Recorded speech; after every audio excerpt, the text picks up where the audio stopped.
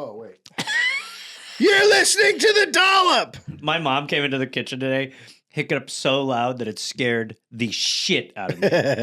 She's like, I'm sorry. This is an American history podcast where each week I, Dave Anthony, read a story from American history to a dweeb. Gareth Reynolds, not a dweeb, who has no idea what the topic is going to be about. Not at all a dweeb. Dweeb. Cool guy. Hey, guy who reads all the time, calling fucking other guy a dweeb? Nah. The roles are dweeb, cool kid. Number one, you're not a kid. You're a middle-aged man. I'm a teenager. And number two... in this relationship, I'm 100% And number two, teenager. you parked cars as what when you were a teen? What were you wearing? What were you wearing? You're going to ballet park shame me? What were you wearing? A tutu. Dweeb. Not a dweeb. 18! Do you know how many girls would put their numbers into my tip slip? Slit? Shame. My tip hole? Women would put their numbers into the tip hole. Are you talking about... What's a tip hole? The anus. 1880 France. The French opera La Mascotte opened. Mascotte was a fairly new... The French what? La Mascotte. It's an opera. The French opera. Okay, gotcha. Mascotte. By the way that you were like, it's an opera. Complete dweeb. Mascotte. What a dweeb answer. It's the opera. At least it didn't get under your skin. I'm fine, dude. Mascotte was a fairly new French slang word derived from the term mascotto, which means spell or bewitchment. So It it's calling was someone a witch. It was a gambling term mostly, and about having a good luck charm. Okay. So at first it was used for items like trinkets, but the writer decided to make mascotte a person. Like a mascot. Gareth, you are smart. The opera was about an Italian farmer, Rocco, who struggled to grow crops, and his brother, a successful farmer, sent him a new worker, Bettina, who was a keeper of turkeys. This is Bettina. She's got turkeys. It's a She's turkey. post-Thanksgiving episode. Yeah. Italian, Oh, I forgot we've already had the day of... I stopped saying Happy Thanksgiving this year to people. Yeah. I just have a good week. Yeah. Rocco did not read a letter his brother had sent with Bettina, and it said she was a mascotte and mysteriously brings good fortune to whom she's connected. This is in the opera. Yeah. Okay.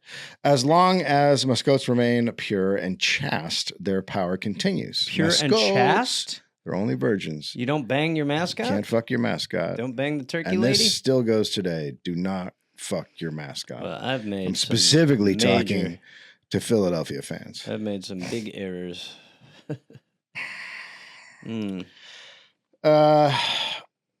So the only virgins, and Rocco's fortune turns around with her there. Okay.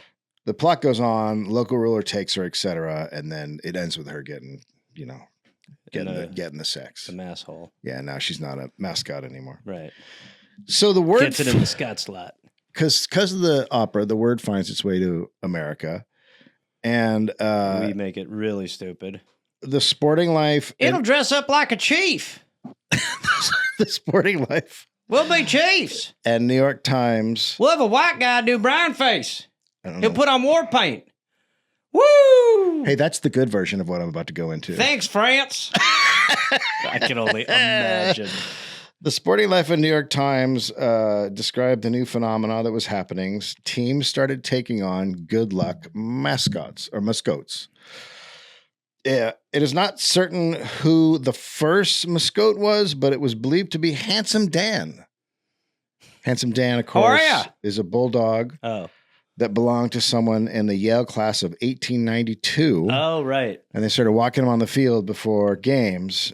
And it's an actual bulldog, though. Yeah, he's still the mascot today of Yale. There's been 18 Handsome Dans. Christ. They kill them if they lose. They're dying at quite a clip. Oh, yeah, I guess they are. Well, when did Yale start? So 1892. I don't know. Yeah. Right. No, that is. I mean, bulldogs aren't going to live the longest. But they're supposed to live at least 10, right? Sure. then that's under. Okay. I mean, but also they're being taken care of by students. It's also a stressful life. Yeah, walking in front of. I mean, and if they lose, they beat you. Yeah, then if you lose, well, every losing season they eat the mascot. And then you also have to know that you're at the same school as some of the most horrible people in history. Bushes and Kissingers and so on and so forth. I'm sorry, am I the only one who wept at Dick Cheney's funeral recently? Yes, you are, actually. Tough watch. A man died. Harvard had John the Orangeman. Uh-oh. Listen. John was an Irish immigrant, actual guy. He's an actual guy. He's an Irish immigrant who watched a football game or practice and then after offered to get the players water. Would I need to go? Are any of those guys thirsty? I like your game. Can I get you some liquids? Would some of you like to hydrate a little bit? And so he did. And afterwards they passed a hat and he collected $2. Whoa, that'll go a long way for me. Thanks, gents. This is what we call symbiosis. And then one of the players said if he brought fruit to their rooms later, they'd tip him more. Well, that's a bit of an escalation, isn't it? All right, suppose I will. What are you after? And he did. Just bring up if you bring us all pineapple later, we'll give you more money. Okay. And this is how he began to make a living. Okay. Selling fruit to students out of a basket going into dorms and onto ball fields. Okay. So he kind of like the first hot dog guy. Yeah. Oh, it's watermelon. Apples. The class of 1881 bought him a hand cart. Quote, they wanted to give him a darn key. That can't be right. Dorm key? A darn key too, but this is in his language. They wanted to give me a donkey too, but I be afraid the faculty make a row about having him in a yard. Oh, they wanted to give him a donkey, but the faculty might be pissed that they have a donkey. Yeah. Well, the faculty wanted to give me a donkey. Oh, boy. So the yard manager at first refused to let the handcart in, but students kept petitioning until the school relented.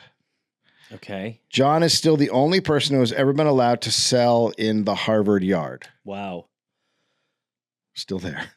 What? Exactly what you like about a fruit. So John, after a while, getting older, and in 1891, they bought him a donkey and a cart because it was too much of a load. Yeah. And he was a fixture at games and baseball, football, selling fruit. The football team brought him to their away games, and he made so much money doing this that he was able to buy a 3-story house in Cambridge. Oh, my God. No. Times have changed. Yeah, honestly. Hey, do you like a bit of fruit? Well, pardon me. Then he goes home to a butler. Hello, Orange John. Get out of my fucking way. There is a staged. This is where there's a staged picture. There's a painting, a staged painting of John with a student drinking, and there's bottles on the ground around them. It's a dry campus, so some people wonder if John was selling more than fruit because it's a dry campus, and I think the whole area is dry at this time. So maybe. That might explain way more sense.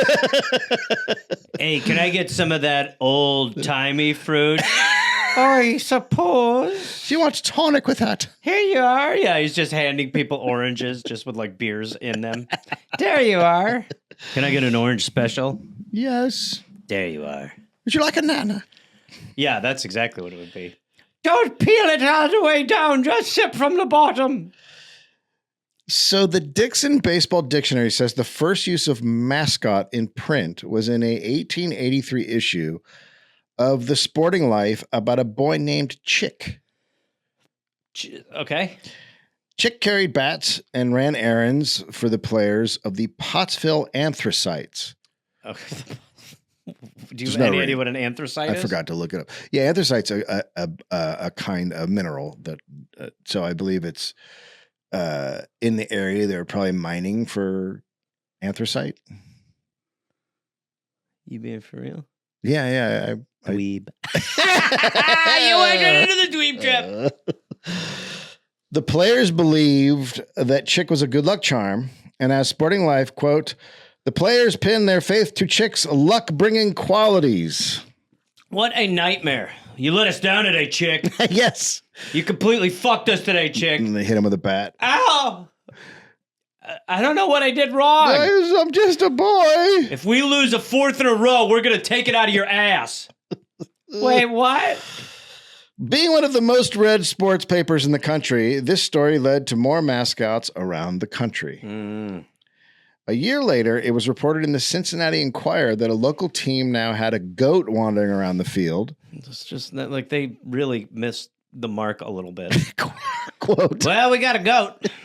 The goat was probably looking for show bills, oyster cans, or some other usually palatable dish for his stomach, but the audience could not see it in that light and thought he was a better mascot than the old-time favorite.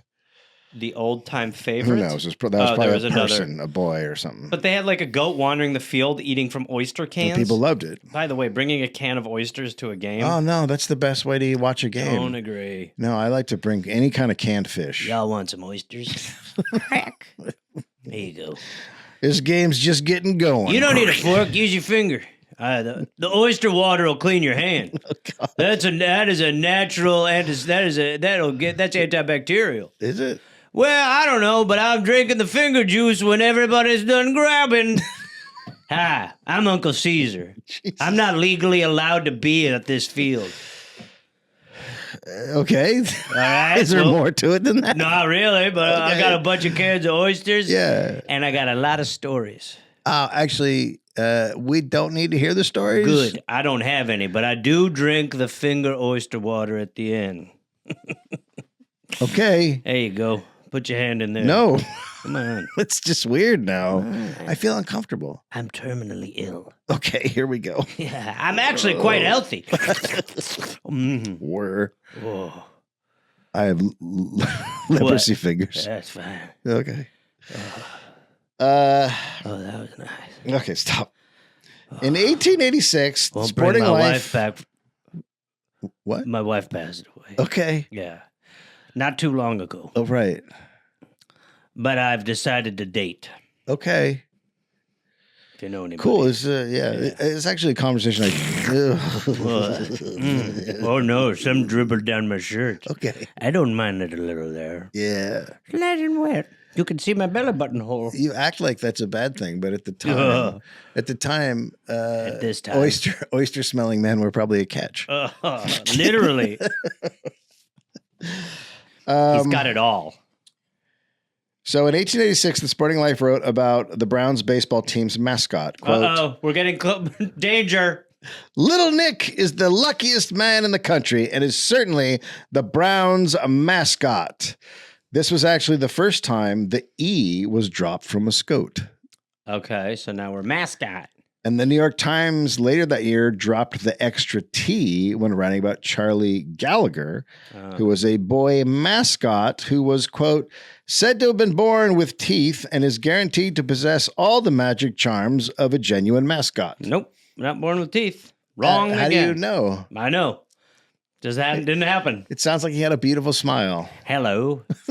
Hello, everybody. So I guess mascot was feminine because it had I think so. Or the double consonant and the E, which is feminine. And they probably also just didn't want it being Frenchy. That's what I mean. But the actual French one would be considered a feminine word. So when you're conjugating the verb, you would keep that in mind. Okay. Whatever you think. Dweeb. In Chicago, the team was led out onto the field by a band, followed by Little Willie Hahn. Hi. Who carried a huge broom on which the words, "Our mascot," were painted on. Hello. Wow. This place is filthy. They couldn't figure out how to make a sign. Hey, this place is really dirty. Oh, boy, I'm going to be sweeping all night. This is so dumb. Woo. This is awesome.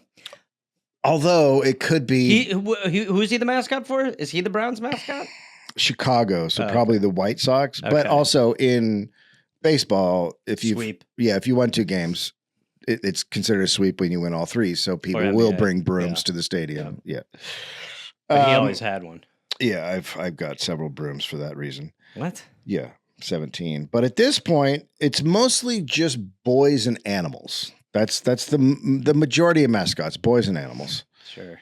And if teams did well, they would keep the boy or the animal around. If they started to lose, they cut the kid loose or the goat or goose or whatever it is. Sure. I keep the boy around? You mean like the boy's like staying in the locker room? My parents are wondering where I am. We are at the time of orphan trains. So it's like best case scenario for an orphan. Yes. Thank God we won 5 in a row. I'm going to go sleep in the shower, boys. All right, Gus. Hey, look, we lost 2 games. You're out, kid. Get out of here. But what? Get one of your other street urchin buddies in here. No, please. I've grown. I've been spoiled. Well, tough shit because we lost. No, but I've become soft on the inside of the stadium. Well, you shouldn't have, because this was always your fate. I literally had nothing to do to influence over the game. Kid, baseball is a game of streaks. What? Sometimes you win a bunch, and we love having a kid around. Sometimes you lose a bunch, kid's got to go. But I have nothing. You'll be sending me to my church. I'll be 100% killed if I go back out there. You should have made sure we won. Look, we're going to kill him now. Okay. All right, see you later, kid. Hit him with a bat, Chuck. Bam. The mascots, they're no joke. They weren't like today's mascots. They were taken very seriously. I can't even wrap my head around what that means. The 1888 St. Louis Browns... Quiet, the Bulldog's here. Team photo included a boy in uniform and 2 dogs. That's what they considered the team. Dude. I mean, is there a harder picture to take with the camera technology back then? Jesus Christ, these fucking dogs and the boy. Wow. They're all credited. They're in the so team he gets description. A ring. In the team description, they're all credited as being part of the team. Wow. The team's nickname was the World Beaters, so they probably considered these good luck charms to be an integral part of their success. Right. And it wasn't just teams. Sometimes players would pick their own personal mascot. That's fucking amazing. That should be... I've never heard anything on this show that should be brought back more than players having their own personal mascot. Let's go. I'm surprised that hasn't come back, actually. Like to have on your payroll, like, this is my personal assistant, my attorney, my agent, my mascot. Just like some guy with like googly eyes like hanging over. How are you? Great to meet everybody. We're excited to be a part of the family. I didn't put it in here, but Babe Ruth had his own boy mascot. Oh, my Ray. God. Ray? Yeah, he's a little kid. How are you? Can you imagine what that kid saw? Mr. Ruth, you shit orgasmed again. Can you do me a favor? Uh-huh. Can you never say shit orgasm again? Why? Because you know what I'm saying? I just don't want you to bring up the You term. know what I'm talking about, though, right? I don't want to talk about it. Okay. It's like HP and mayo. No, we're good. Okay. Do you know the sound it makes? Stop. In 1900, players were giving money or whatever to boys outside the stadium. So they because they're, like I said, there's all these kids living on the street. Right. So they'd like toss them some change or whatever to get the kid to smile. And sometimes if a kid like they liked him, whatever, they'd be like, look at this good luck charm and bring him into the stadium. I can't even. You're saying it's a better time. Well, no, I can't even imagine how this country has functioned this like. There's so. How did it just make it? Like it just is crazy for you to just be like, why this boy's a winner? Come on in and watch a ball game with me, boy. Now, like I said, we're talking about the time of orphan train, so there's a shitload of street urchins just living around with no homes. So it's kind of a match made in heaven. And you're helping the kid out, right? You're giving him some food or whatever. This is a pedophile's dream. Oh my God. Can we be honest? Yeah. This is a pedophile's dream. This is like you're talking about just America, or are you talking about this part of America? This part of America, well, clearly America too. Yeah, no, it's yeah. But I would say that about this kid's my good luck charm. Get in the van. I would say that about every sex crime at the time. What? That it's yeah, it's all on the table. Yeah, but this specifically to just be like, which team do you support? Neither. I just love boys. In 1908, a 10-year-old orphan named Ulysses Simon Harrison was living on the streets of Chicago. And Harrison was a black kid. Okay. And he apparently sought shelter in the stands during a Detroit Tigers game in Chicago. Sought shelter? Mm-hmm. Okay. And the team went on a winning streak. And naturally, they thought it was because of young Harrison. Oh, my God. And on July 4th, the Detroit Free Press reported, quote, Detroit is carrying with it a mascot bat boy, an ebony-hued pick called Rastus, who was picked up by Schaefer in Chicago. He will have a home as long as the present streak lasts. So much bad brain can't use joke. Yeah. Oh, my God. He's got an ebony hue to him, and he'll have a home as long as the team doesn't ever fucking lose. There seem to be different versions of it, but it sounds like Ty Cobb had run across Harrison before a game and taken he was a great. liking. He liked him? So let's briefly talk about Ty Cobb, because the last time I brought him up, everyone flipped. Not everyone. There's a bunch of people that get more upset about if you besmirch a baseball player than like anybody else. So Ty Cobb had a biography written by a guy who hated him, and he made up all this shit, making him seem racist. And then another guy, and so that was the take on him for years. But then another guy wrote a correction, right? A history guy. And he was like, no, he's not. But they both went too far in their general directions. Okay. So he was just the right amount of racist. For those of you wondering, correct. Ty Cobb was the right amount of racist. And the guy like you is like, well, his dad was for, civil rights and stuff. And it's like, yeah, but his dad also beat him. Like, so you can't take from that like he believed the same thing his fathers did. Right. But he sounds very much like a racist of the day, not an overwhelming racist. Also, a lot of guys on his team fucking hated him.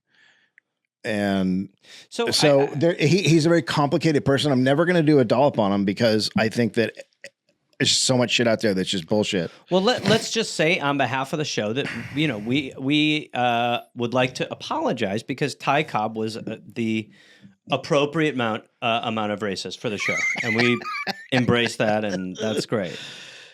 So, Ty Cobb is the one who took a liking to young Harrison. This black kid's okay, and nicknamed him Little Rastus. His name was Ulysses. Ulysses Simon Harrison. What's going on? Probably after the president.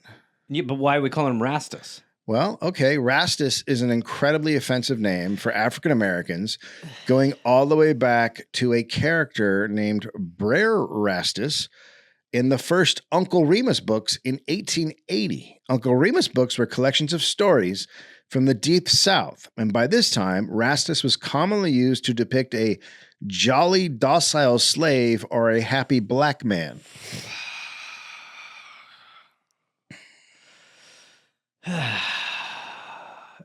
They just... This is the good version of Ty Cobb. I just... Gosh. You imagine if white people had the history in this country that black people had, the Karening that would be taking place every day. Oh my God. And calling a kid that? Well, Rastus at that time is a very common name in minstrel shows. Ugh, fuck me. America. That you don't need to say anymore. Just put an exclamation point after that. America. Very disturbing place that seemed to have the belief that the more socially outcast someone was, the more his worth was as a good luck charm. Is that not good? Bring it back. We are. Better than eugenics. Across the country, people with humpbacks. Buddy, the hunchback. We like fucking 10 minutes in? The hunched back, as it is, dwarfism, crossed eyes, those with mental illness were seen as talismans. So good luck charms to have around.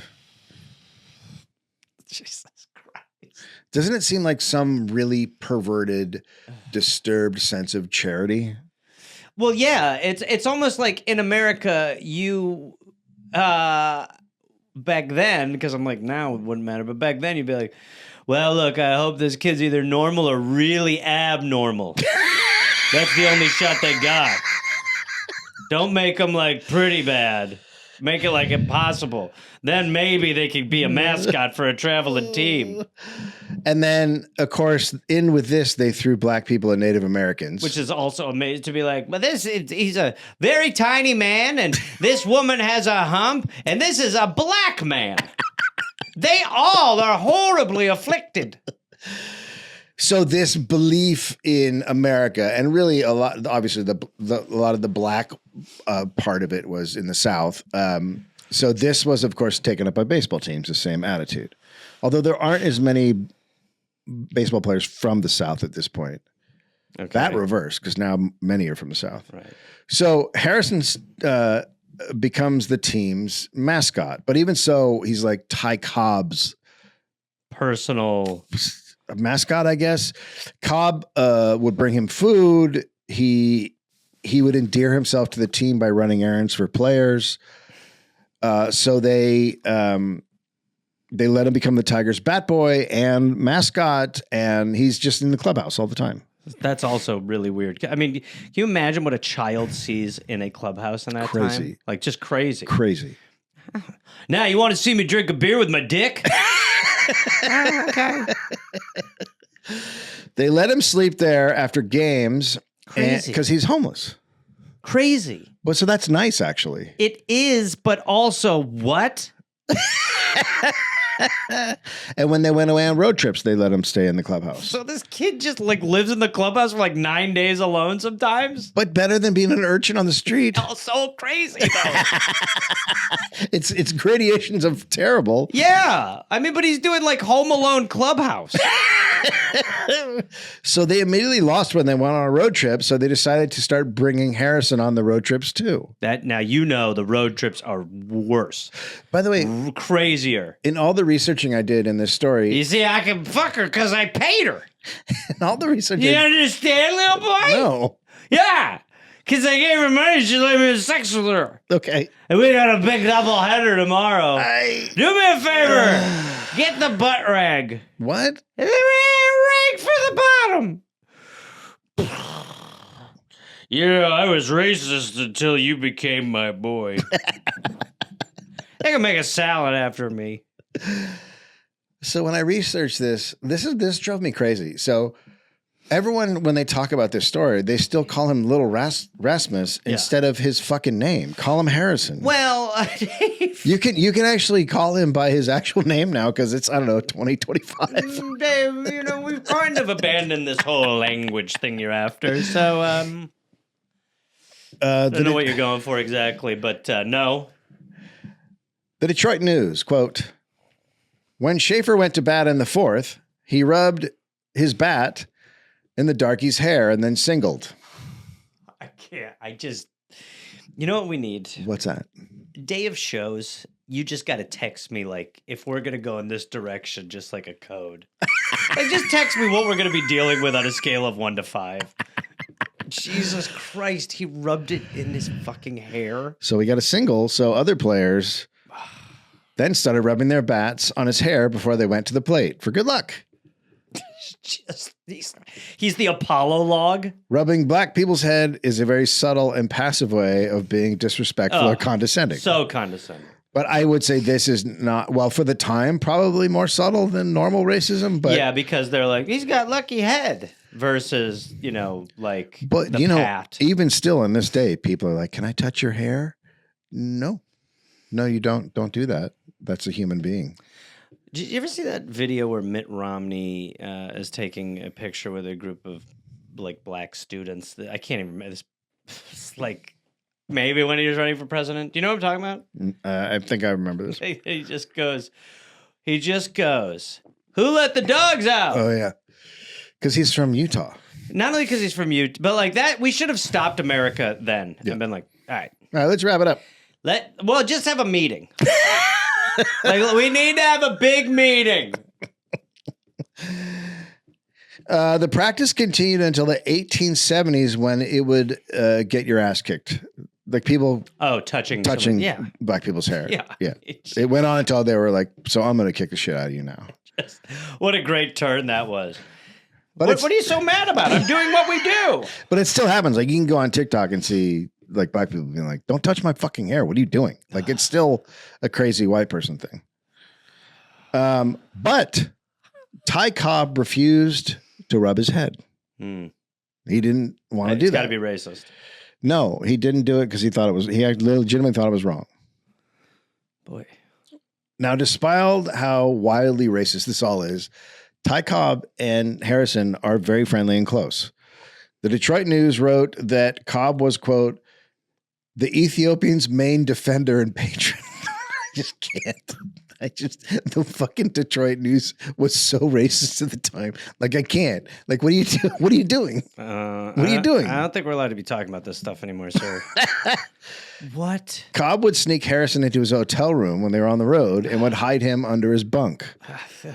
He made sure Harrison was never found in the hotel. It was considered particularly good luck to have Harrison sleep under your bed. This is so fucked up. What do you mean? That is so crazy. But again, if you want to think have about a good game, get this boy under your bed. Well, he did sleep under a pitcher's bed, and the guy threw like a one-hitter. Dave, shut up. And also, I'm not kidding. The kid probably heard some really weird fucking. Without question. Without question. That's so awful. They were drinking on the road. He was just like, you sleep under my bed. She's like, oh my God, yeah, give it to me, Ty. Give it to me, Ty. Give it to me, Ty. I'm gonna squirt it. I'm gonna squirt it. Woo! I'm gonna squirt it? Oh my God, there's a boy under your bed. Of course there is. We got a game tomorrow, you idiot. What do you think we're gonna do? I made you come, didn't I? What are you talking? You came? I'm gonna fucking hit a bunch tomorrow? That's on him. That's a boy. Before I fucked you, I rubbed my cock on his head. Oh, Jesus All right, Christ. you're right. That one went way too far. What's wrong with you? I agree. I retract it. You were just the guy saying this is all too much. And I didn't mean to do that. I apologize. Now, after a while, Harrison began to feel it and feel how fucking awesome this was. Again, he could be living on the streets. Yes. And against the players' wishes, he would go to the lobby and strut around in front of the black bellhops, telling them that even though it was illegal, he is staying in the hotel. Jesus Christ. How old? What age are we talking right now? He's a kid. He's like 10 or something, or 8. He's like really young. I'm staying in the rooms, boys. He's a child. He's like, hey, I'm staying in the room, man. Yeah, it's crazy. This is all crazy. This is insane. Cobb was also known to hide Harrison in a locker or take other measures to protect his good luck charm. So if he didn't want another player to take him or whatever, or to why are you looking like that? This is maybe the worst thing that's happened in America. Like after the pitcher threw the one hitter or whatever it was, Cobb wouldn't let the guy would let him sleep under the bed anymore, and that guy's. Come on, dude. Come on. What? Baseball players are very superstitious. They always have been. I know, but like they won't change socks if they're getting hits. You seem weird tonight, Mr. Cobb. What's going on? You slept under that pitcher's bed. What? You slept under the pitcher's bed, and he had a no-hitter, and then I didn't have a very good game. Why would you sleep under his bed when you're supposed to sleep under my bed? I'm sorry. Look, I want to be exclusive. What? Only you and me. You're mine. Do you understand? Okay. So you only sleep under my bed. You sleep in my locker. Do you understand? All right. Okay, sorry. I didn't mean to get mad at you, man. If he wants to get his own black mascot boy, he can. Someday I feel like this trauma is going to be really difficult for me to explain to someone. I'll be dead when that happens. So I don't give a shit. Now get under my bed. Anyway, as the team kept winning in 1908, they attributed it to the young black kid and rubbing their bats in his hair. But then in September, they start to lose. What did you start washing your hair, boy? And their lead in the standings shrinks. Get out of here. And Cobb goes into a hitting slump. They had also started to suspect that Harrison was taking balls and bats and equipment to sell on the street.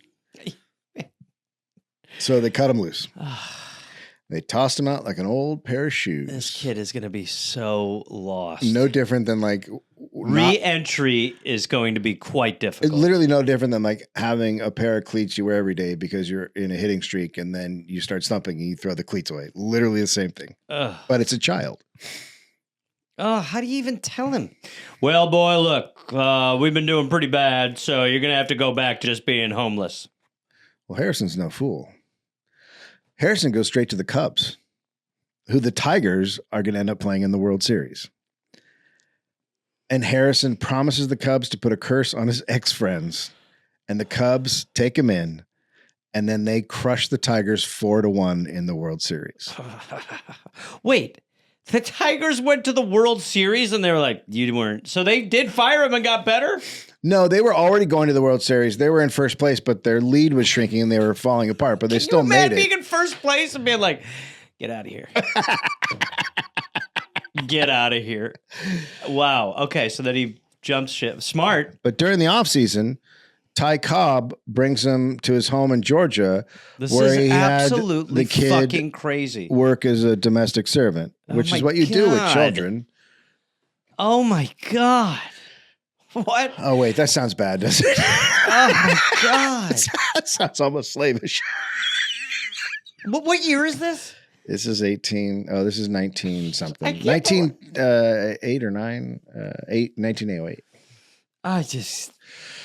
Look, I know you crushed us in the World Series, but I'd like you to come work at my house for me. I'm 11. I mean, it may not have been. From all sounds of it, Ty Cobb he really liked the kid. I understand that, but even then, what the fuck is going on right now? Mr. Cobb, I'm real sorry. Don't be sorry. You did great with the Cubs. Come live at my house and be a servant. Okay. Good. So Harrison was what else, if they didn't do that? So I think I know the thinking might have been like, if we don't do this, he might just be gone after the summer when we come back again. Right. So, or I mean, after the winter. Where's he gonna go? He could just end up on the streets and gone. Like, who knows? He's a street kid.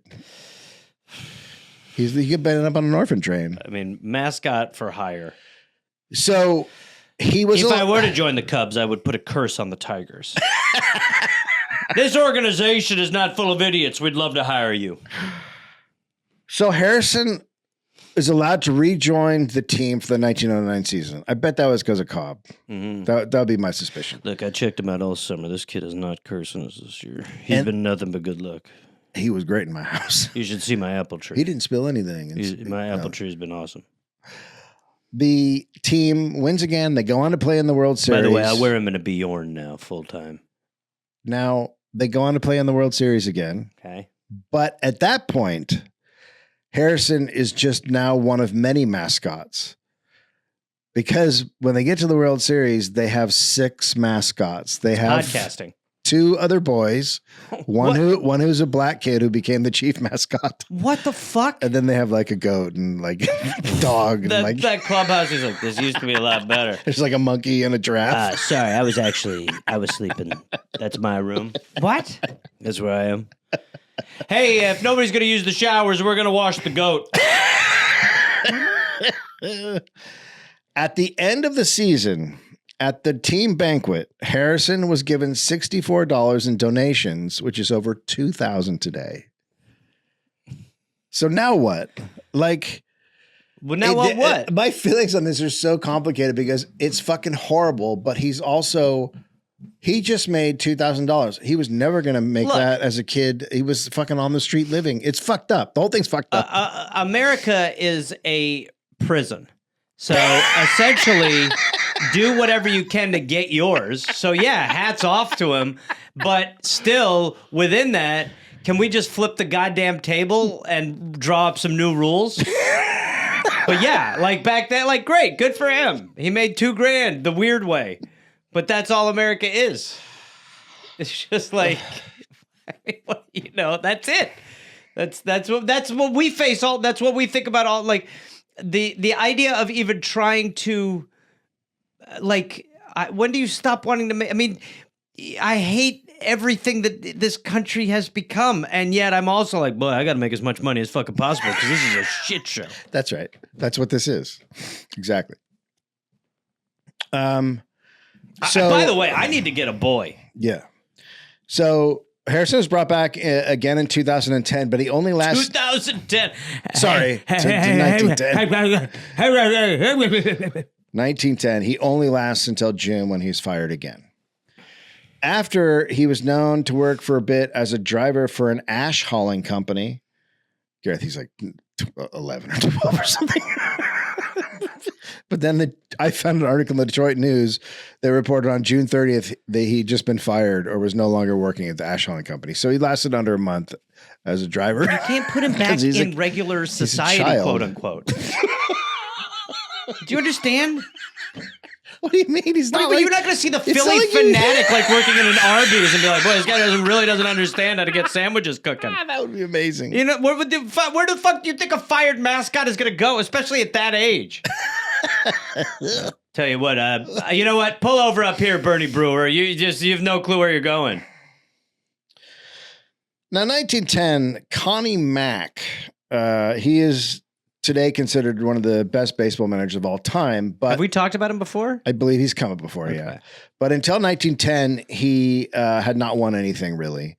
He had been managing for 12 years. He had a couple of first-place showings, but nothing beyond that. Okay. But then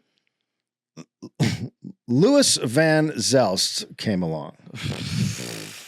Now, Louis was born in 1895.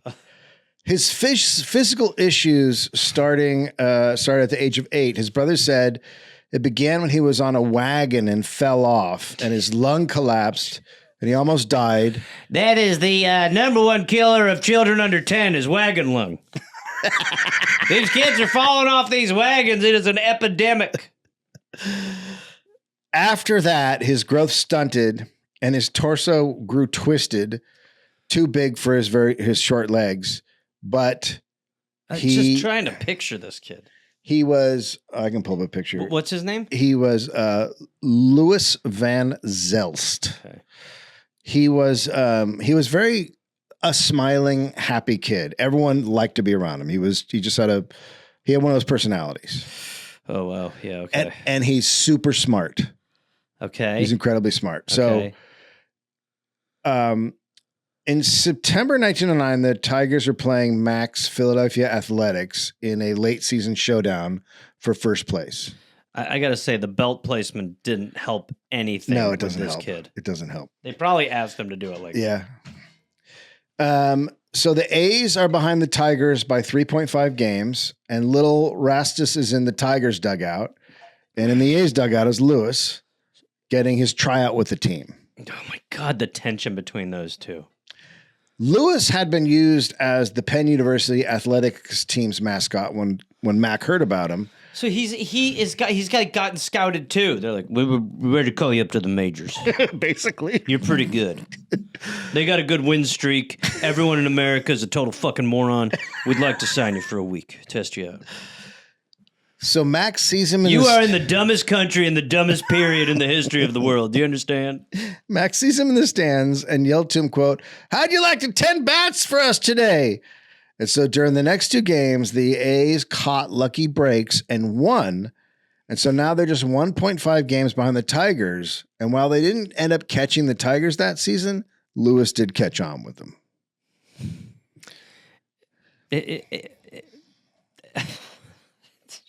I look. We need a mascot. No, we have one. We do. We have one. And I thought it was running the merch store.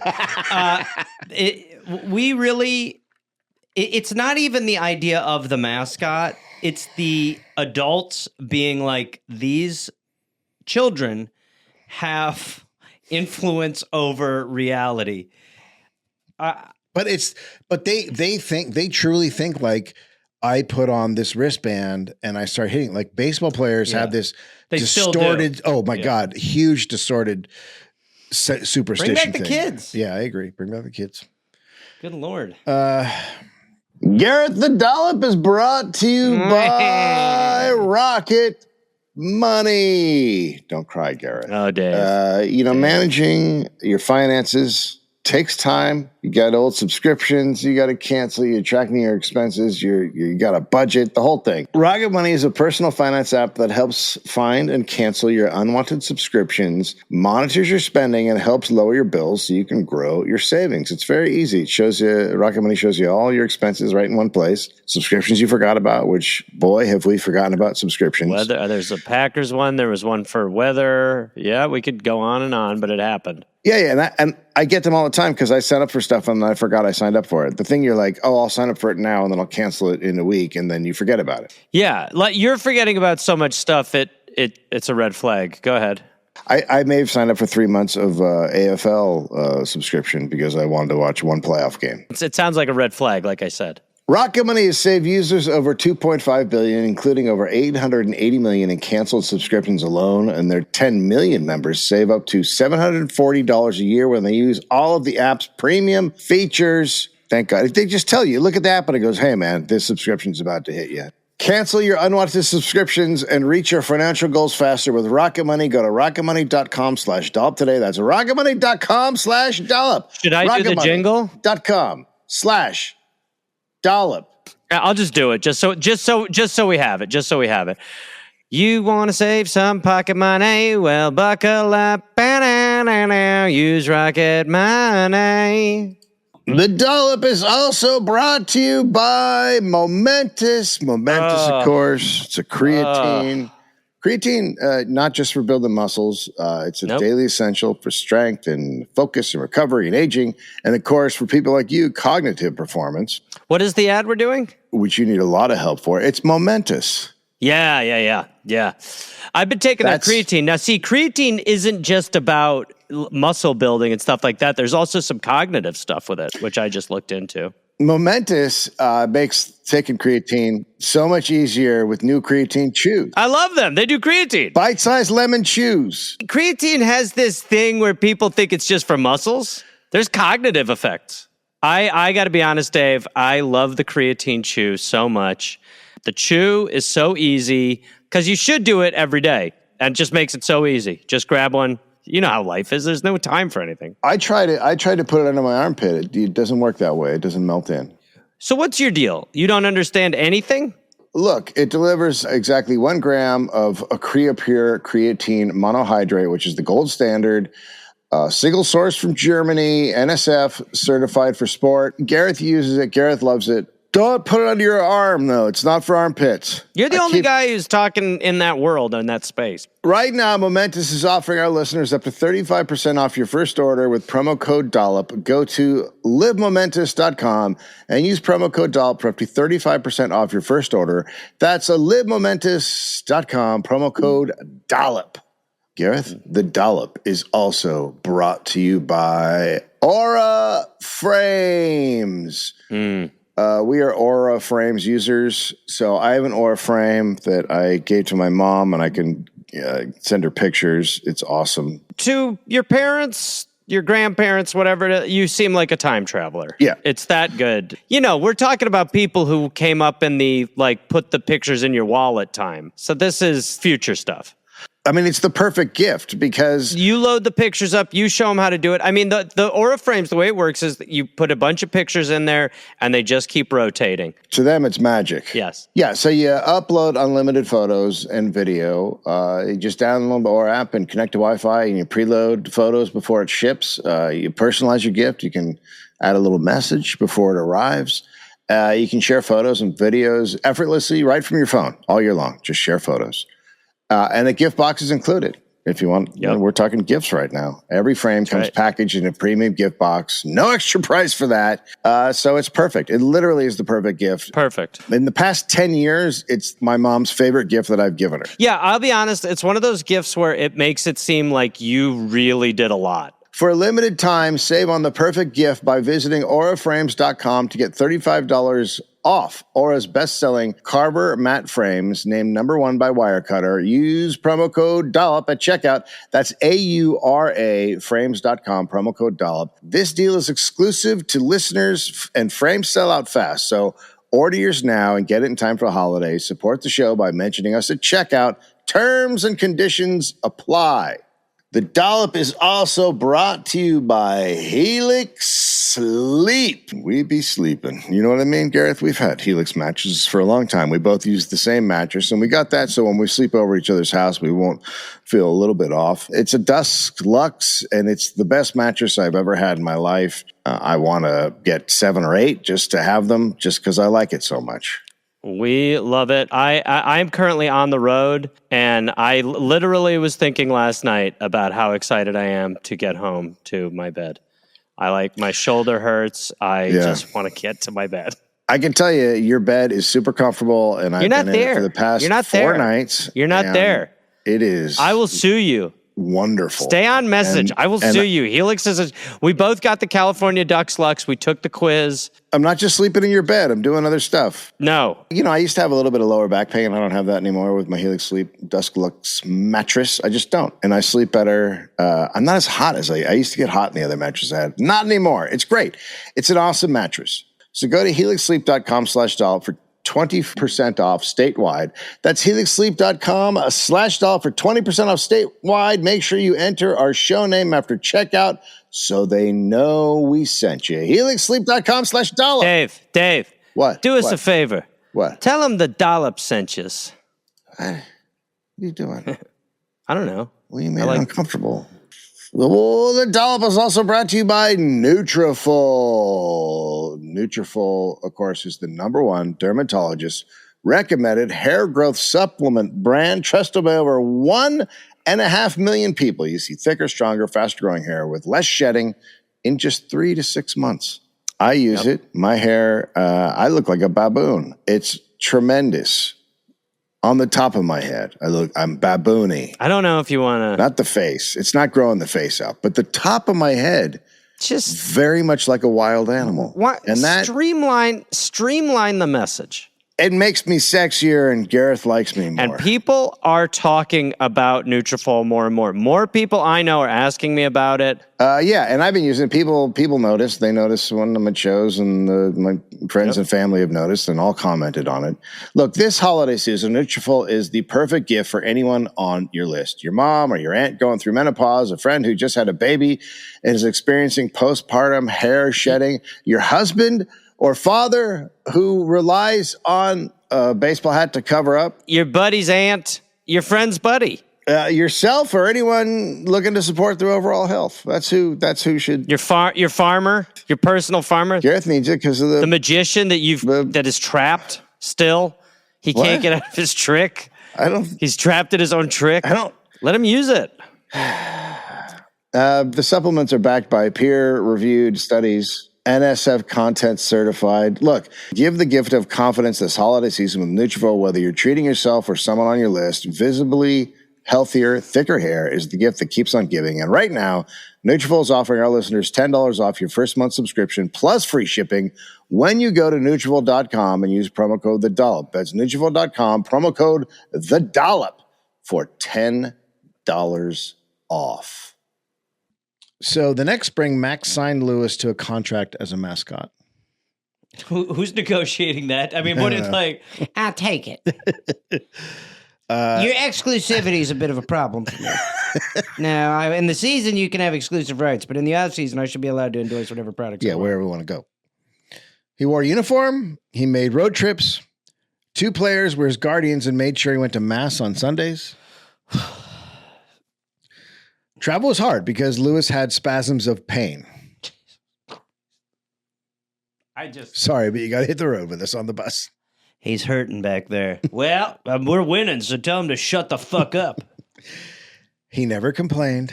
A reporter quote, "He had the courage of a Spartan." I honest to God, Dave, I don't know what I hate more, America's nightmare or the people who write about it like it's normal.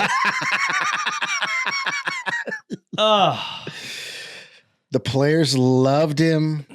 Even the opposing players loved him. Ty Cobb really liked him.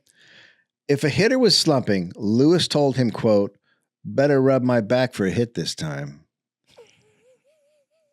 At one point, Mac sent him out to be the first base coach, but the umpire immediately sent him back into the dugout because he'd clearly be hurt if a ball was hit at him. Also, he's like, no, there's a whole, like, you got to fill out some paperwork.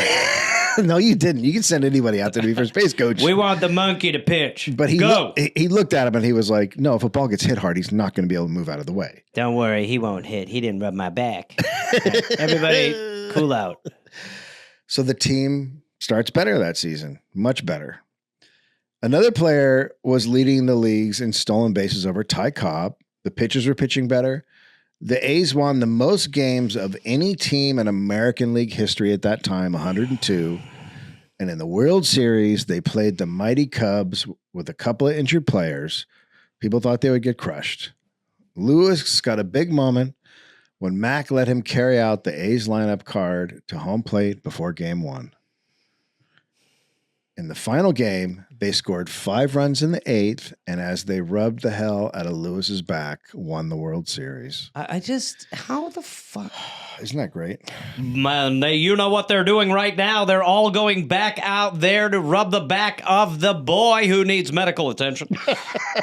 They are celebrating. I'll tell you what, Don, there are a few moments that choke me up in this event anymore, but watching them rub that big old back of that child there, believing that there's a genie inside of that hump, makes me really, really feel something I haven't felt in a long time. Makes you remember what this sport is all about. I'll tell you, I get a little teary-eyed when I think about treating a human being as not as human. I think in a civilized society, this boy would probably receive some sort of medical attention for the clear pain that he's in. But instead, the A's have figured out a loophole, and instead they just go out there, let the boy rub the bats, rub the back. He sleeps in the clubhouse. He rides on the bus. He's quite sick. But all that has culminated in a World Series victory that nobody saw coming. Worth it. Absolutely worth it. And the boy, we should point out the boy is down. He's really, he's in a lot of pain. This season has taken a lot out of him. I hear they're looking at half Tommy, who is a boy that was cut in half. That's right. The lower half somehow survived, and they're taking the bottom half of the boy on road trips with him. But I don't know if there's going to need him next year. Somebody will probably pick up half Tommy. That's right. By the way, we should point out that the Minnesota Twins have a finger as a mascot. A child lost it in a combine harvester accident, and they've taken that on the road. It is a pinky.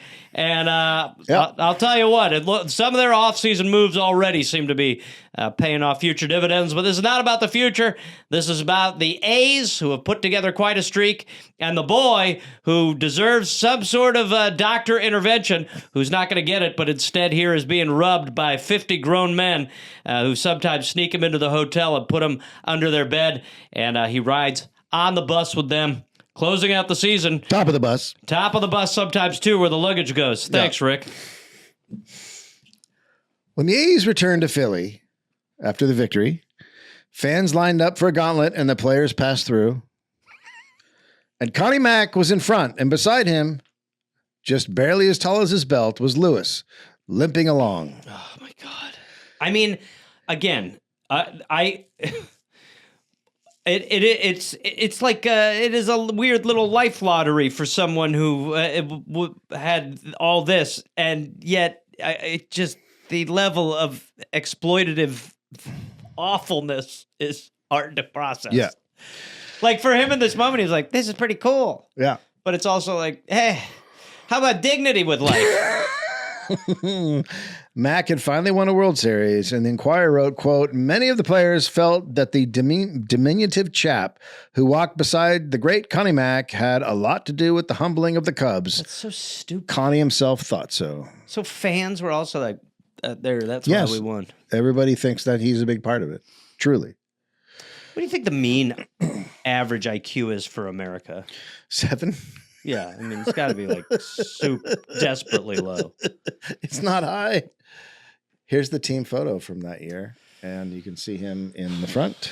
Oh, my God, of course, I know exactly. Oh my God. He is in the team photo, and it is very clear that he is a much smaller person than everybody else in the team photo. Why is the coach dressed like an art thief? Well, they didn't. I think back then they didn't dress in uniforms, maybe for the picture. So fucking crazy, dude. He might also be the owner at this point. He's also got a glove on. Who? The kid. Yeah, sure. What would you do? Give him a life. So the next season, Lewis was back, and the A's rolled on and into the World Series against the New York Giants. But Giants had a very special power in their dugout, Gareth. We got a lizard. Of course, I'm talking about Charles Victor Faust. Charlie was born in 1880 and grew up on a Kansas farm. Unfortunately, he had mental issues. Oh, my God. And was just... I'll tell you what, they might have a boy who looks like his pants are in his neck. This guy's out of his fucking tits. He was just too incompetent to run the family farm. What the fuck? And Charlie really couldn't do much. And then in 1911, he went to the county fair and went to a fortune teller. Oh, my God. And she told him he would become a professional pitcher and lead the New York Giants to the pennant. So Charlie immediately headed for St. Louis. How many people do you think that fortune teller told that to that day? Like half. You will lead the New York team to the Giants will win the pennant. Guy's like 80. Ah, you think so? Okay. I just thought I'd finish the farm. No. I can't move my leg. That's not going to be an issue. So Charlie immediately hops on a bus and goes to St. Louis because the Giants are there playing the Browns. And he somehow manages to meet John McGraw, the Giants manager, and explained what the fortune teller told him. Well, that's as good as a doctor's note. And so McGraw is like, I'll give it a tryout. Well, shit. I mean, if a fortune teller at a fair told you to do this and you did it, seems good enough to me. You ever seen the movie Big? I think that's real. Pretty sure this is big. So he was awful. He couldn't pitch. And yet, that day the Giants won. Now, look, you're a terrible pitcher, but we did win. I think you have magic mascot powers. You're dumb as a box of boxes, kid, and that is something special. You've got a crazy attitude, and that's just the kind of thing we need to have here in our locker room. They won the next day. And then the Giants are heading out town on a road trip, for the rest of the road trip, I mean. And when they came back to New York, they found Charlie waiting for him at the stadium. I mean... And they went. Like, imagine if you picked your boyfriend or girlfriend with this. This is how you do it. This is how I've done it. This is like scary. Be like, oh, wow. I mean, I don't know. I didn't really like her, but we went out twice and, you know, I had good luck. And then she keeps waiting outside of my place. I think I'm going to marry her. Well, then they went on a winning streak. This obviously was not a coincidence. And they decided. Obviously not a coincidence. They decided as a group to bring Charlie on as their mascot. He's immediately popular with everybody. And he'd go into the outfield and he'd work out like this clumsy, like he's clearly got no talent. He's not gifted. Right.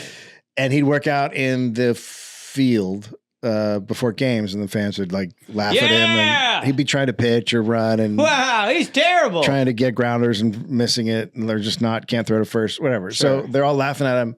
They had brass bands back then, and he would go and like pretend to lead the brass band. Funny for everybody except for the people in the band who were like, Jesus Christ. Come on, you guys. There you go. That's the 3, 2, blah, blah, blah, blah, blah, blah, blah, blah, blah, blah, blah, blah. During the game, he broke my conducting stick.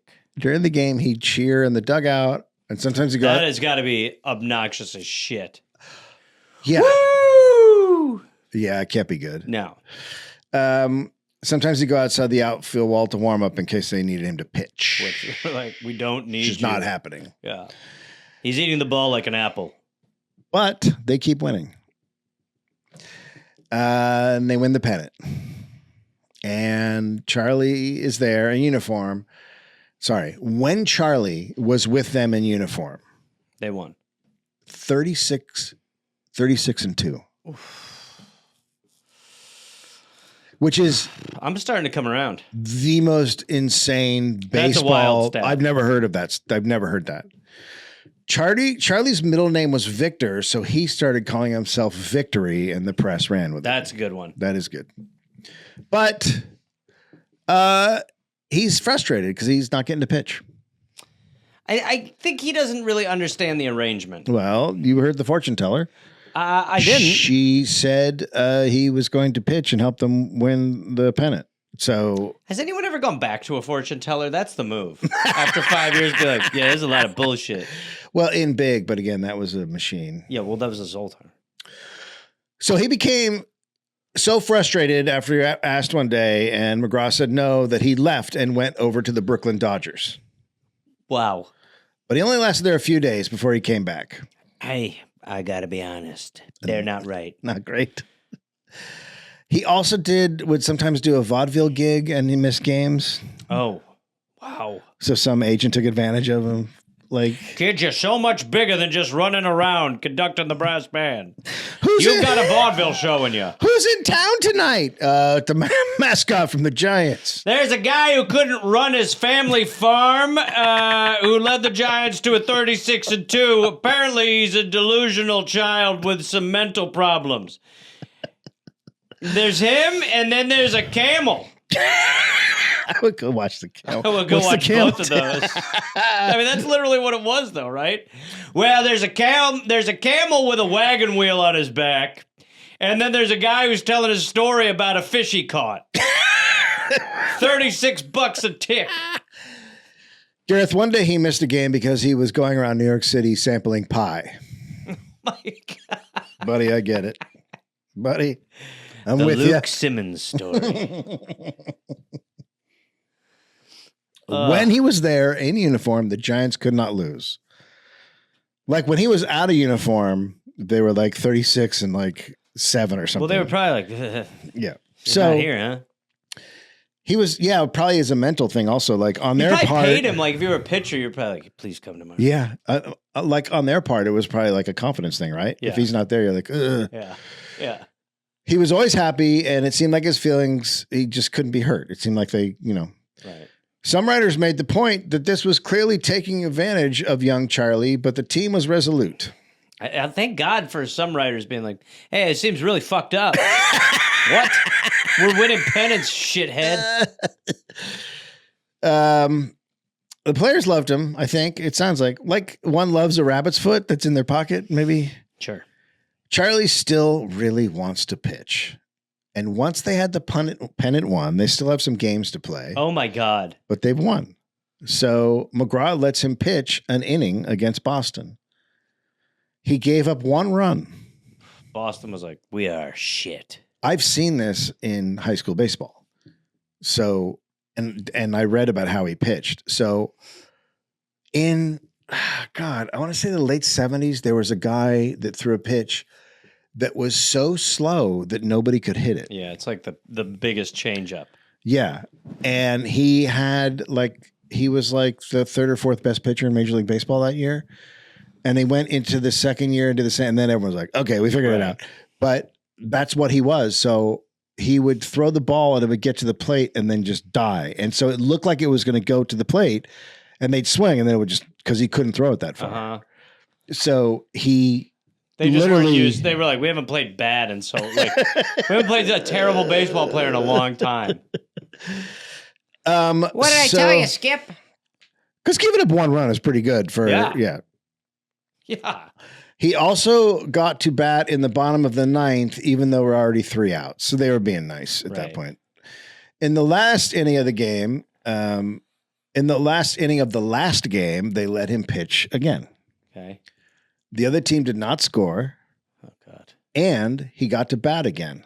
Oh, no. But this time, the other team hit him with a pitch intentionally. Oh, my God. That is fucking savagery. So he could run the bases. Okay. Well, couldn't you just throw 4 balls? Yeah, you could have. All right. we're going to give him a respectful bean. And keep in mind, this kid's not 100%. They probably didn't hit him hard. That'd be hilarious if the guy just fucking Billy Madison him. There you go, kid. Take your base. And then they let him steal second and third. Sure. And then he was bunted in to score a run.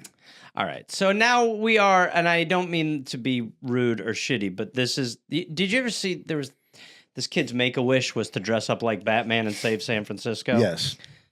We're in that territory. We are. This is okay. This is like a Chris Connolly ESPN thing where they're just like, but little Darren wouldn't give up. Yeah. No, I've seen this in a bunch of different things. Yeah. This is cool. This is nice. Again, I don't think you need to bean him. He gets back to the Imagine dugout. watching one of those ESPN stories and they bean the kid. Like, Jesus Christ. He gets back to the dugout and he's got a huge smile and he keeps saying, "Who's loony now?" Oh, no. oh, no. But they face the A's in the World Series. So now we have the power of the hunched back guy.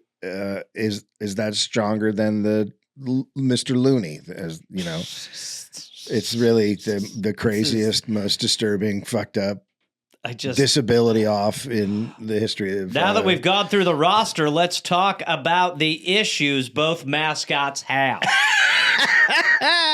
One by back, one by brain, both mentally infirmed or physically infirmed. This is a real chess match over who's been dealt the worst hand. Well, Gareth, the power of the gentleman with the hunchback won. I'll tell you what, I favored him all the time because of experience. He's been to the big dance before. So the Giants lose. Super sick kid. Not able to really do much anymore. But they keep him there on a little board and they walk him around with it. Make sure that he's still there. Unfortunately, Victory didn't have enough to pull it out for them. But that hasn't stopped him from running around the clubhouse, and he's got a big cut on his head. I don't know how he got that. Charlie afterwards reminded everyone that the fortune teller said they'd win the pennant, not the World Series. Jesus, I'll tell you what, locker room wise, I'd be like, get him the fuck out of here. Do you understand me? I will smack this kid. Now, for his part, Lewis got a huge bonus. Sure. And the A's went on to win. Can I go to a doctor? No. So Lewis, they go on to win the World Series next year, and Lewis obviously playing a huge part by having a physical issue. Yep, great, of course. You know how it works. Not the same for Charlie, though. Oh dear.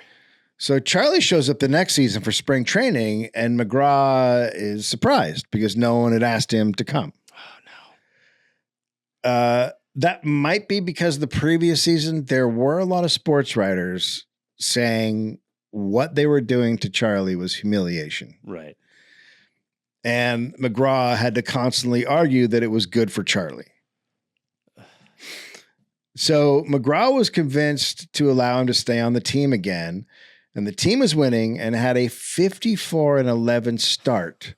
But Charlie kept demanding playing time.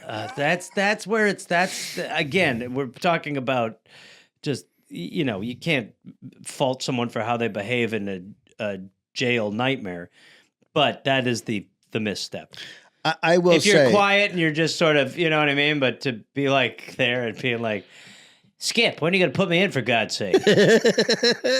But I will say there are kids on Finn's teams who are terrible at baseball and think they're the best player on the team. Right. So it's a very weird thing that happens. Stand up. So he believes he was an integral part of the World Series team and he should play. And it really starts to get on McGraw's nerves, and McGraw is no longer amused by his antics. And some people said was worrying about his mental state. Anyway, he cuts him. So Charlie waits around for the rest of the season. Is this the story of how the Joker became? So Charlie waits around for the rest of the season, waiting for the call to come back. I'm staying in game shape. It never comes back. The Giants went on to play in the World Series, and they lost. Charlie couldn't give up. He didn't give up, though. For the next couple of years, he sent telegrams to the Major League Baseball commissioner asking for a contract with the Giants but it never happened. He moved to Seattle with his brother, but he still had baseball under his skin. And when the Giants were headed to Portland to play a game, he decided he would meet them there. And so he started to walk from Seattle to Portland. If history on this show has taught me one thing, Dave, it's that the media will take notice. Nope.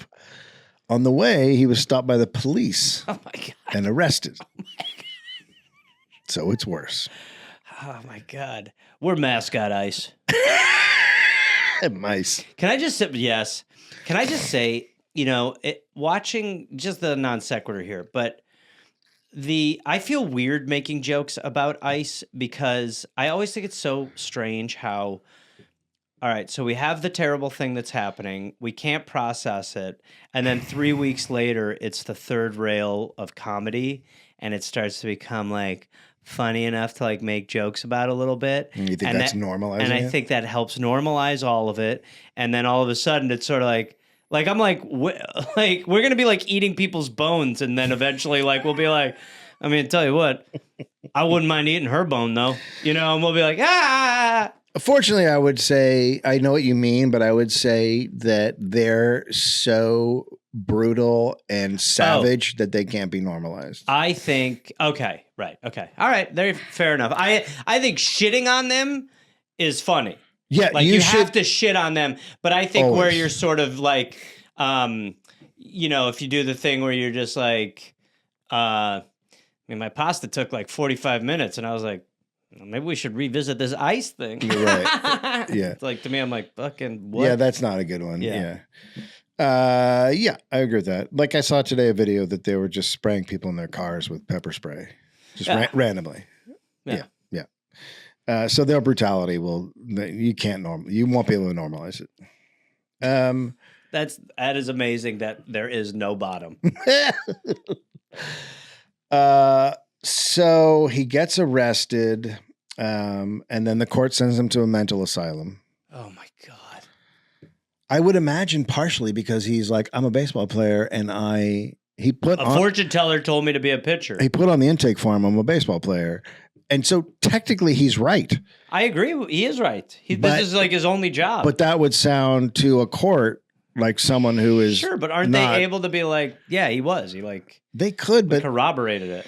I mean, I don't think this is a time where it's as easy to corroborate something like that. The information is not, Yeah. Anyway, but also people are terrible to people with mental issues. So, well, by the way, sounds like this was probably better treatment than what he would get today. Feel good? Lewis is having a much better time. Yeah.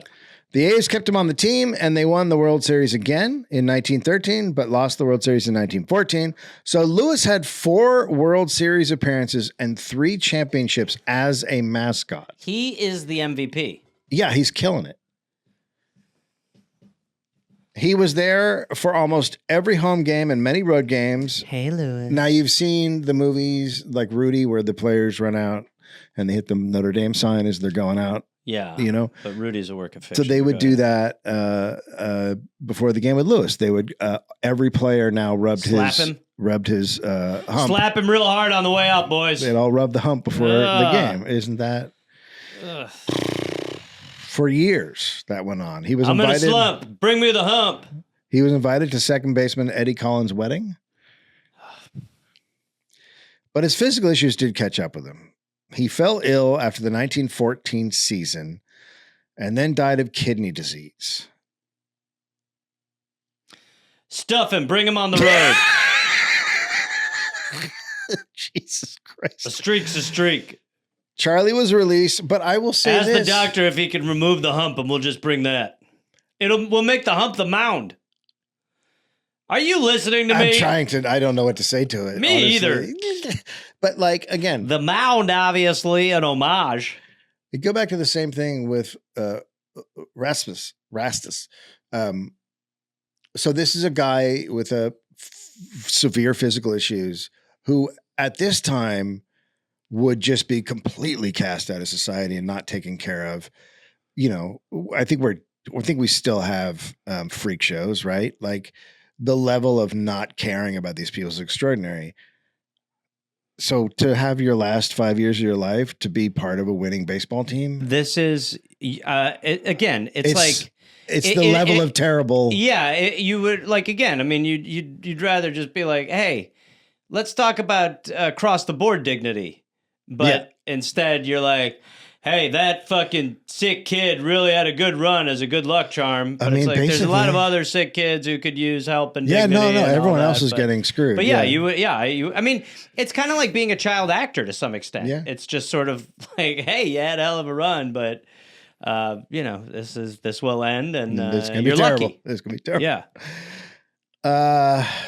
So Charlie was released from the asylum, but soon after was admitted to another one, and he died June 18th, 1915 from tuberculosis. Oy. Giants lost that day. Why did you? The A's played bad in the World Series. The A's played in the World Series in 1914, but after Lewis died, they finished in last place. And then they finished in last place for the next 7 years. Oh my God. That is. What is the line here? The line is that maybe it's like obviously Dumbo's feather. No, obviously we're not saying he's a good luck charm. No, we're saying he's the best luck charm. But we're saying, I would say that the players have an artificial confidence. Dumbo's feather. I don't know what that means, but yes. Dumbo's feather. Dumbo the feather. The feather was why Dumbo flew. Oh. Or was Dumbo just a flying elephant? And the second that it was revealed to Dumbo that the feather was just there to give Dumbo the confidence to fly, Dumbo flew without the feather and realized the feather was just something that was a placeholder for his true gift. The message is put elephants in the circus. It's an awesome place for a wild animal. Now, the crosstown Phillies have to watch the A's success for all these years while they failed. Mm-hmm. So naturally, they're like, we need a hunchback, which is literally what they said. They tried out at least two that we know of. Oh, can you imagine being like at the audition? All right, look, we're looking for one. One. One guy was named Eddie Naughton, and he was the mascot when the Phillies won their first pennant in 1915. Now, not doing well, the A's manager, Mac, thought maybe it was because of the lack of a mascot after Lewis. Or should I be more specific? He literally thought he needed someone with a hunchback. That is also really shitty. I can't. I mean, I'm trying to find a way to. I mean, what we're talking about right now is we need a new hunch. Baseball teams think they need a human being with a specific physical deformity in order to be good at baseball. That's right. Everything they're doing is important, but the sealer is like, look, he was obviously very important, but we need to find a new hunch. We're going to do it Dalai Lama style. We're going to go from town to town and find the newest. So the A's auditioned a 13-year-old kid from Philly named Huey McLoon. Hello? Let me tell you something. The last name is terrible considering what we've been talking about. Marketing-wise, far better. McLoon. So it's 1916, and as soon as Huey walked in, he said, snickering started. Quote, I felt queer. They all began to laugh and kid me. Max said Huey wasn't as likable as Lewis. Yeah, because he's got a little more self-respect for himself. Well, excuse me, asshole. Right? Yeah, I mean, do you know where the fuck he's living right now? I mean, what the fuck do you expect? A positive attitude? And the team is not nearly as good as the ones that Lewis was on. So he ends up firing Huey. Huey has a hard time finding a job, and he became a police informer to get by, and then gangsters shot and killed him in 1928. Mascots are just what? Did you not like that? I just met him. I just met him, and now the mob shot him? So mascots are a thing now. They're clearly a thing. Eddie Bennett was born in 1903 and had a spinal cord injury. I cannot believe that, Dave. I cannot fucking believe that. I mean, this is like. There are so many things in history that just feel like you take 2 bingo balls out of a machine and you just go, baseball, sick kids, mascots. All right. Eddie Bennett was born in 1903 and had a spinal cord injury when he was young that left him with a deformity. Your baby looks pretty hunched. We'd like to bring him in for a tryout. His parents died during the 1918 flu, so he's orphaned, but he's older then, right? He's 15. Were they vaxxed? Yeah. No, they weren't. Of course not. Yes, they were vaxxed. Sorry. The next year, he was at the Polo Grounds in New York, which is a ball field, when a member of the visiting White Sox saw him and asked him to be their bat boy. Your back, is that your natural hunch? Are you naturally, you have a very bad curve. Are you in a lot of pain? Yes. We'd like to take you on the bus with us. Okay. All right. It's going to hurt. Yeah, it'll hurt. Absolutely. But we've sucked for a while. Okay. So we were looking for someone just like you. I'll do my best. Yeah, all right. Bennett it is? Yeah, Eddie Bennett. Yeah, I'll tell you what, more like Eddie Pennant. Ow, there's something squirted out of the back of your neck. Yeah, it hurts when I put my head back like that. Oh, we have to get a sort of a cape over you or something. I would like to go to a doctor. Yeah, did you say the Dodgers? Well, we do play them on this road trip. Doctor. So absolutely, we'll get you to the Dodgers, no problem. I need to see a doctor. You're going to see the Dodgers. Don't worry. We'll go get you there. Hey, guys, this kid's got a fucking problem with the Dodgers. We're going to show him. The White Sox. I tell you what, he fell last night. He just kept saying Dodgers, Dodgers. He hates the Dodgers. This kid, he's got fucking venom for the Dodgers, man. The White Sox lost the World Series that year, and Eddie moved on, and then the Dodgers hired him. Finally, I'm going to the doctors. Yeah, the Dodgers. We're going to take you. You wanted to be on the Dodgers the whole time. The doctors. You with the Dodgers, boy. You're in our clubhouse. God, please take me to a doctor. The boy's where he belongs. This kid's fulfilled his destiny. Where do you want to be? Doctor. Dodgers. Let's chant it. Dodgers. Dodgers. The Dodgers went to the World Series that year and lost. So he was out again. Oh, my God. You're getting to the World Series. And in 1921, the Yankees hired him. Good time to point out that 3 teams were all looking for someone with a hunched back. And he's running, he's... Jesus it's like Christ. It's like pilot season. Like everyone's like, we want to put him on a show. We just got to find the right vehicle. But here's the thing. He would go on to be with the Yankees for 12 years and is maybe the most popular bat boy in the history of baseball.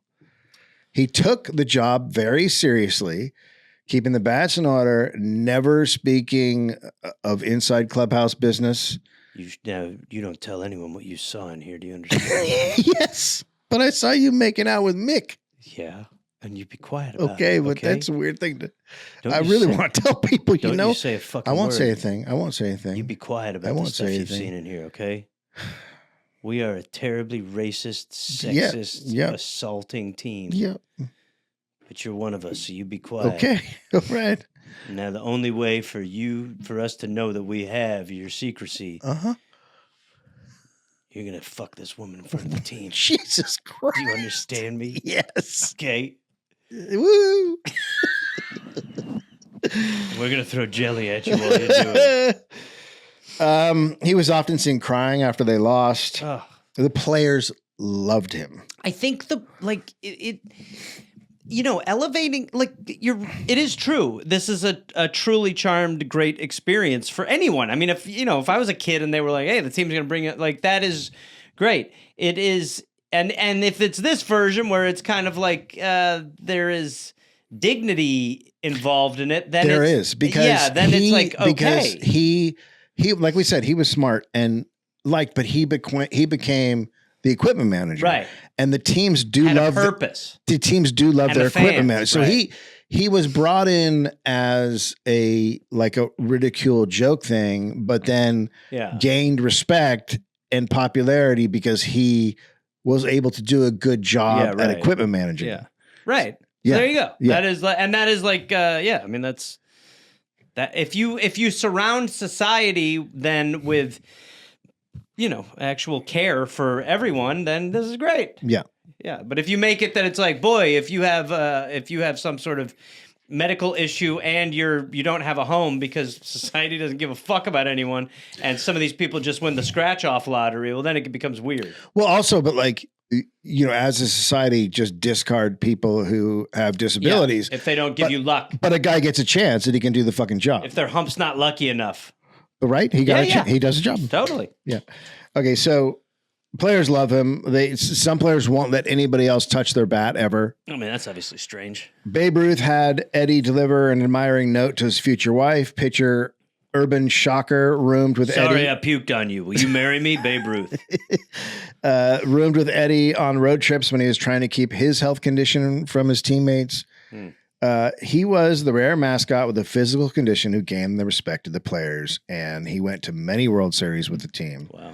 But in 1932, he was hit by a cab and seriously injured. Oh, now we're back to the thing about disabilities because America, better now, but back then, not at all safe for people with disabilities. Yeah, right. The recovery time was lengthy, and he gave up his job. And then he started drinking, was very depressed, and he died in 1935.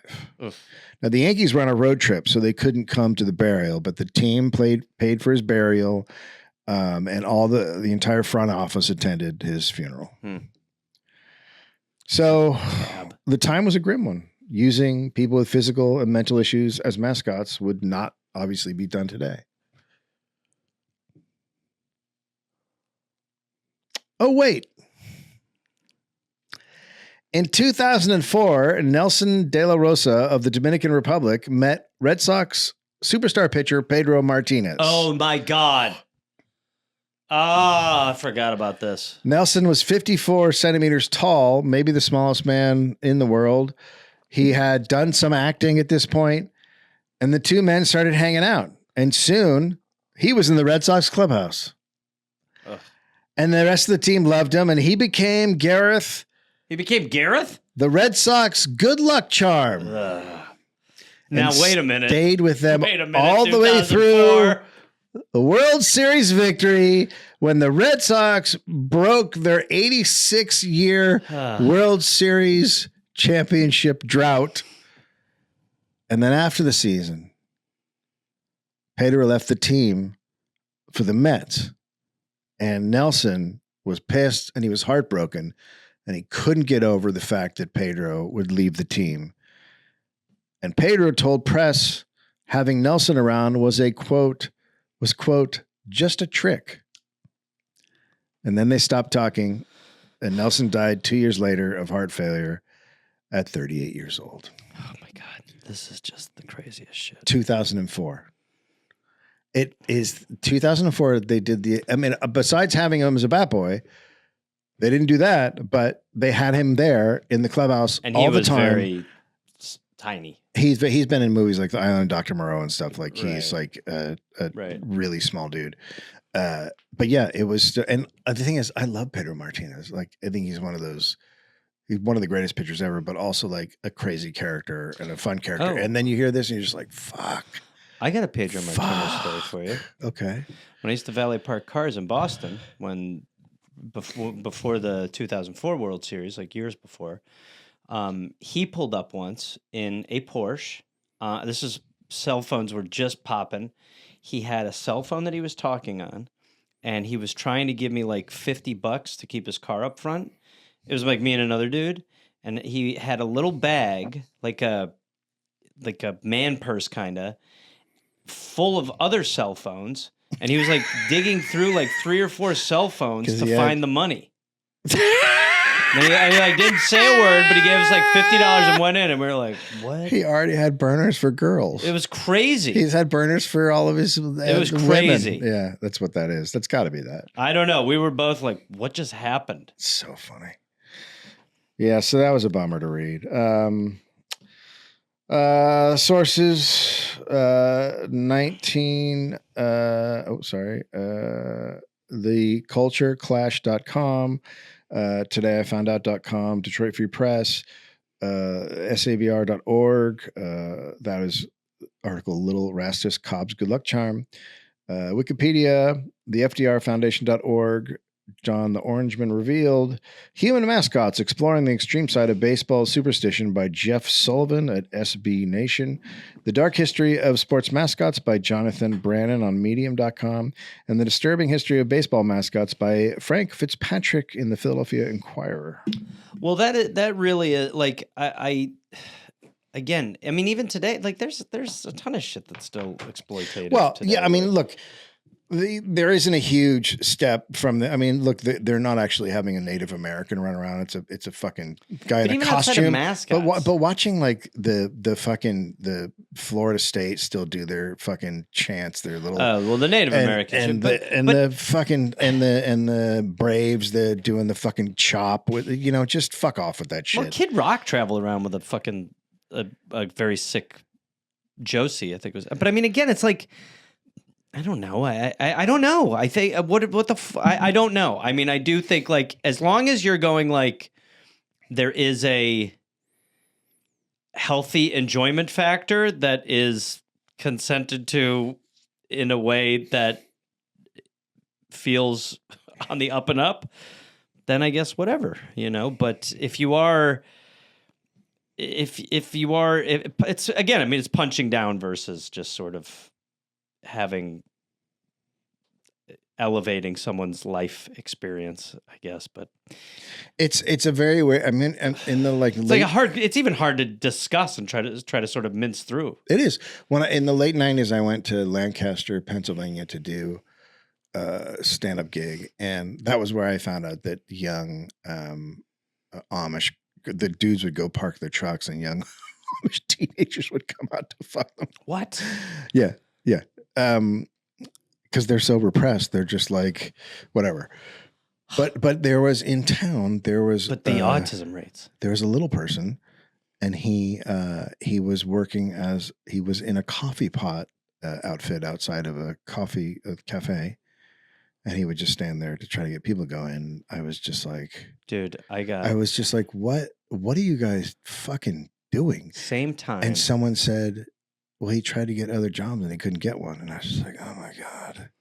Same time in Milwaukee, there was a Mexican restaurant opened up called Nacho Mama.